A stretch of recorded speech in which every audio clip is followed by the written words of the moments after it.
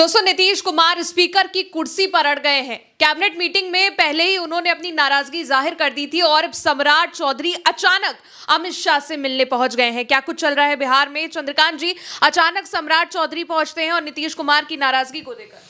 देखिए, सबसे बड़ी बात यह है कि बिहार में 1 तारीख से विधानमंडल का जो शीतकालीन सत्र है वो शुरू होने जा रहा है और कहा यह जा रहा है, जो खबरें आ रही हैं कि 2 तारीख को विधानसभा के स्पीकर का चुनाव होगा। लेकिन उससे पहले दरअसल एनडीए में इस बात पर सहमति नहीं बन पा रही है कि स्पीकर कौन होगा।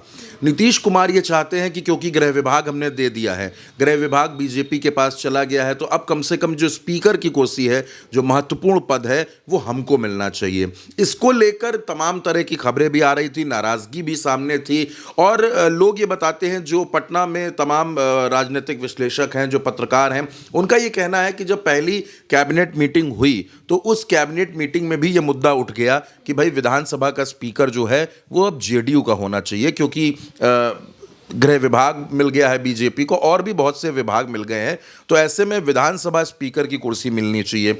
अच्छा, इस बीच हुआ ये कि नीतीश कुमार, क्योंकि आप जानती हैं कि उन्होंने गृह विभाग जब छोड़ा तो बहुत से लोग ये सवाल पूछ रहे थे कि वो नीतीश कुमार जिन्होंने कभी गृह विभाग नहीं छोड़ा, चाहे वो बीजेपी के साथ मिलकर सरकार बनाते रहे हों या फिर उन्होंने तेजस्वी यादव के साथ जब सरकार बनाई तब भी उन्होंने गृह विभाग कभी नहीं छोड़ा, लेकिन इस बार उनको गृह विभाग छोड़ना पड़ा। यानी जाहिर सी बात है कि भारतीय जनता पार्टी ने गृह विभाग छोड़ने के लिए प्रेशर बनाया होगा।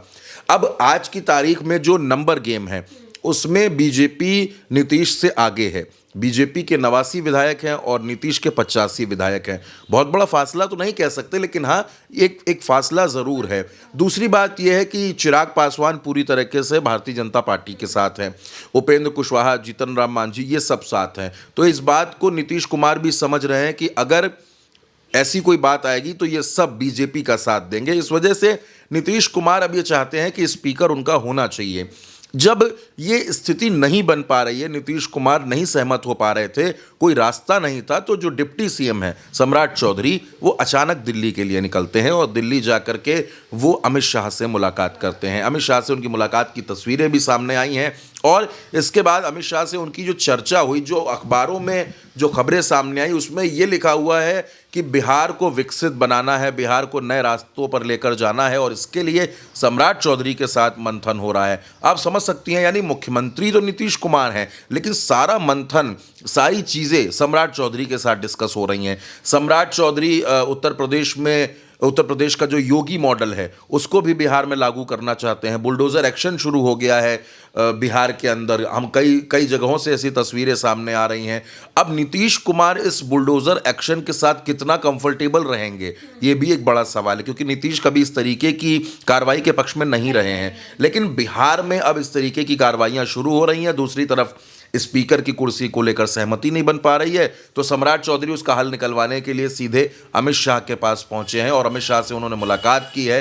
अचानक जो सम्राट चौधरी दिल्ली गए, उन्होंने अमित शाह से मुलाकात की, इसको लेकर भी लोगों के अंदर तरह तरह की अटकलें भी लगाई जा रही हैं। देखिए, शुरू से एक बात बिहार में कही जा रही है कि बिहार में जितना बड़ा बहुमत मिला है एनडीए को, या यूँ कह लीजिए भारतीय जनता पार्टी को मिला है, तो बीजेपी की ये कोशिश ज़रूर है कि अपना मुख्यमंत्री बनाया जाए। खबरें इस बीच ये भी आई कि दूसरी पार्टी के विधायकों को तोड़ने की कोशिश भी हो रही है। बहुजन समाज पार्टी के विधायक हैं सतीश यादव, उनको लेकर ये कहा जा रहा है कि उनको भी तोड़ने की कोशिश सत्ता पक्ष कर रहा है। तो इधर ओवैसी ने नीतीश कुमार को ऑफर कर दिया कि अगर आप सीमांचल का ध्यान देंगे, उनका विकास करेंगे, तो हमारा समर्थन आपके साथ रहेगा। ये बात भी भारतीय जनता पार्टी देख रही है कि कहीं ऐसा तो नहीं कि नीतीश कुमार कहीं ओवैसी को साथ लेकर, कांग्रेस को साथ लेकर और फिर तेजस्वी के साथ जाकर के किसी नए मोर्चे पर काम कर सकते हैं, क्योंकि नीतीश कुमार को लेकर कुछ भी कहा नहीं जा सकता है, वो कब कौन सा फैसला ले लें।